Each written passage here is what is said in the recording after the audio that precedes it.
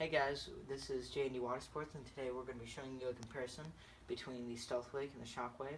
The Stealthwake is slightly modified, so it'll adjust the results accordingly for like what we're going to be comparing.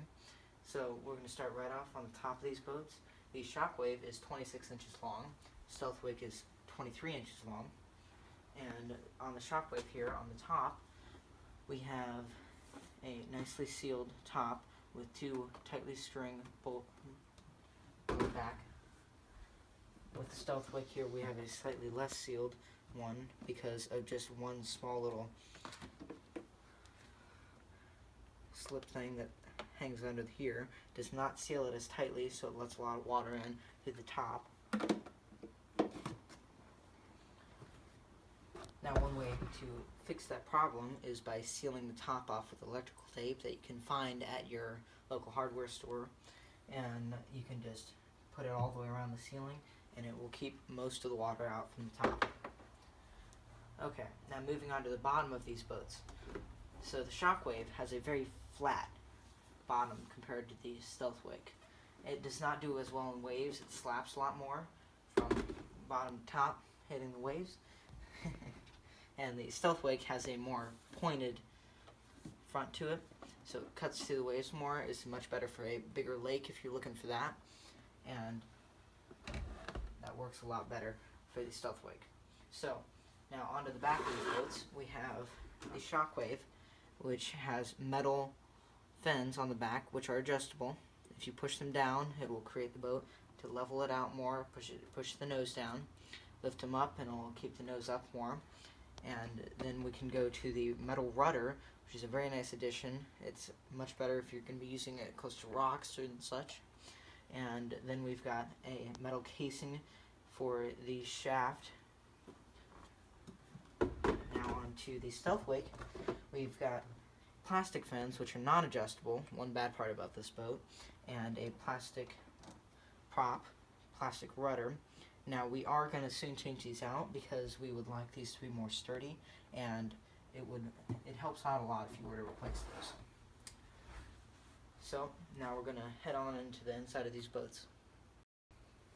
Now going to the inside of the Shockwave and the Stealthwake, got to unscrew these two little screws here on the top, holding the top on, like so.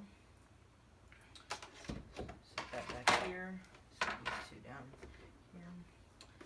Now, on the inside of the Shockwave, we have almost the identical setup as the Stealthwake. The only difference would be the water intake, which is different because it is through the rudder, and it goes around here through the water-cooled ESC, which is a Dynamite ESC, a Dynamite 2000 kV 4-pole engine, water-cooled belt, and then pops right back out here on the side.